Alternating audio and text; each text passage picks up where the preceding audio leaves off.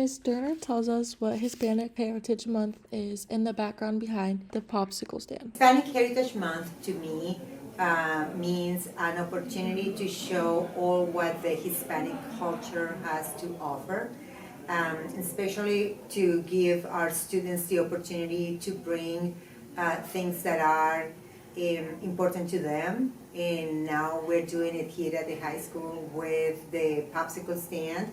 And some of the students have also brought some chicharrones and things that are very typical from their culture.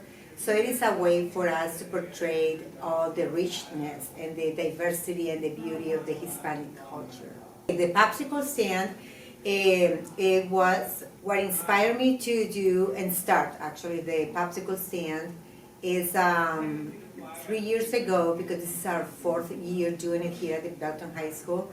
3 years ago, I contacted the Hispanic Development Fund downtown Kansas City because I heard that those schools in that area, they run this fundraiser during Hispanic Heritage Month, and all this money, whatever they raise, is going to be matched by the Hispanic Development Fund, and all that money goes to seniors, to Hispanic seniors who apply for that scholarship, and it's free money for them. And then if we, like last year, we raised $10,500, and then we ended up having $21,500, and all went to our seniors. So seniors got about $3,000, $2,000 in scholarships, and then they will go to their college. Wherever they go, they will match it up, and then they will have, if they have $3,000, it will be $6,000 for them. So we got very excited, because if last year we raised $21,000, why this year we can raise way more? So that's why we do the popsicles. The message that we want to send everybody, and especially to all the students, is that when we have a goal or a purpose, that we can always find ways to make dreams happen. And in this case, it's for our students. Like maybe one time they thought, oh, we don't have money, we cannot go to college. Well, there is a jump start. There is something that we can do about it, so let's do it. And so if you have a goal or a dream and maybe you feel like you cannot make it happen, there has to be a way. And if there is a way, you just have to put in the work and make it happen. Liz shares how she showcases Hispanic Heritage Month and what she enjoys about the stand. Hispanic Heritage Month mean to me, like, kind of represents who I am and showing everybody where I come from. Okay, in the stand I help with cashiering and giving out popsicles. One of my favorite things about being in the stand is to help others, talk to others, and show them and represent exactly who we are. I'm Edison Amos. And I'm Tatiana Reynard With Cutlass TV News. Junior Candace Murdoch, senior Maddie Jitto, and girls golf coach Mr. Nugent talk about what success means to them on and off the course. I stay focused during a tough round by mapping out where I need to go and telling myself in my head, oh, I need to hit 2 shots to get to the green and then 2 putt it to get in the hole.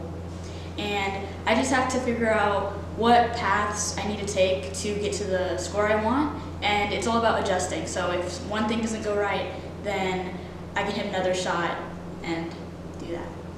One lesson that golf has taught me that applies off the course is it's not over until it's over. In golf, you could be hitting a very terrible round, and then you could hit a hole-in-one, and then it fixes your score. One mental skill I've developed through golf is staying calm. Personally, I don't play well whenever I'm upset or feeling the pressure. So golf has taught me to breathe, stay calm, and even if I'm having a bad day, it'll be okay. I usually handle nerves before a big match when they're just being around my teammates, because they're just such a positive group to be around. So just kind of being around them helps me calm down. I would say golf has shaped me to be a more patient person.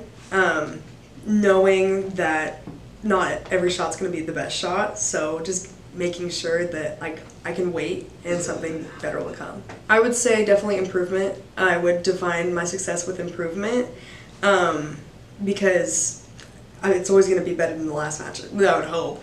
So that success is getting better every time. One misconception about girls who play golf is that they can't hit the ball as hard or as far as a boy. For one, the tee boxes are moved up comparably from girls golf to boys golf, so that golf is made up by the tee box distance, and then also the technology in the clubs is a great equalizer too. How do I balance skill development with character building? I think that because golf is such a complicated sport as far as a swing goes and swing mechanics go, they're kind of one and the same, because when you're learning how to play golf, maybe 1 out of every 10 shots is going to be a success. Everything else is going to be terrible. So right off the bat, you have to learn forgiveness and patience and a little bit of grace in there as well. Otherwise, you're never going to succeed. My approach when a player is struggling mentally or emotionally on the course is to just forget about it. The thing about golf is that you're not playing the people with you. You're playing the course. And so every hole is a fresh start. So just reinforcing to them that it's not like maybe a soccer game or a football game where you're down 3 runs or you're down 2 touchdowns, but every hole is literally a fresh start. So that's how we approach it.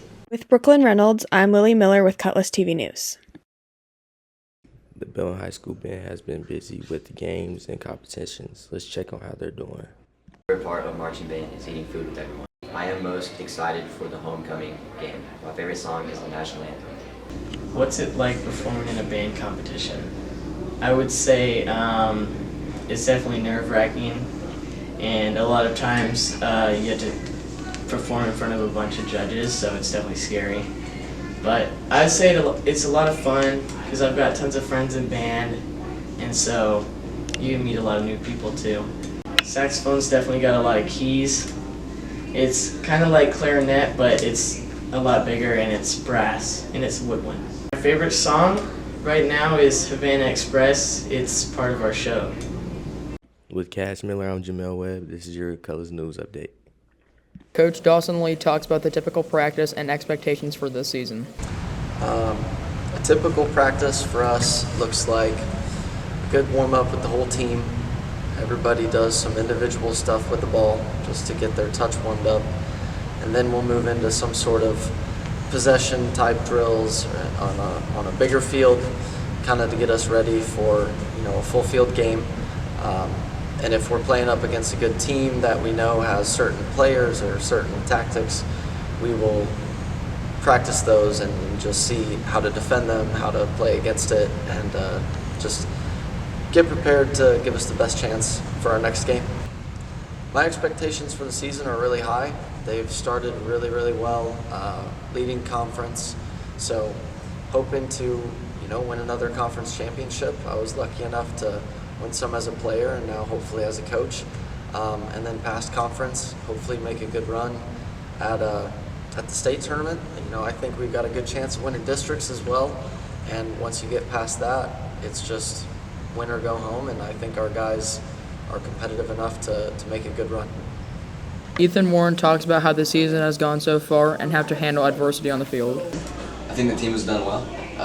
There's a couple games we could have got back, but our record's positive, so I think we've done good. I think me and the team, I think we try hard at the end of the game to get back any goals or just to make sure we finish the game. So I think we try hard. Rhett George talks about his favorite soccer memories. Probably last year in the first round of districts, we won in overtime against Warrensburg. With Malachi Dew, I'm Brandon Hensley for Cutlass TV News. I would choose Scream because there's literally no way to die in that, common sense, and it is the best horror movie. I would be in Totally Killer because I've always wanted to go back in time. Probably The Nightmare Before Christmas because it's my favorite Halloween movie. I would be in Friday the 13th because I love Jason. Probably Nightmare Before Christmas because that's my favorite movie. LeBron James because he's the best basketball player ever.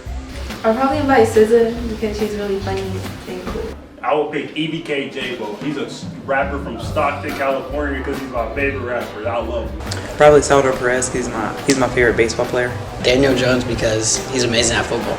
It would be Beyonce because she always knows how to put on a good outfit. Probably Kevin Hart because he's funny. I would pick Cillian Murphy because that's just been my celebrity crush.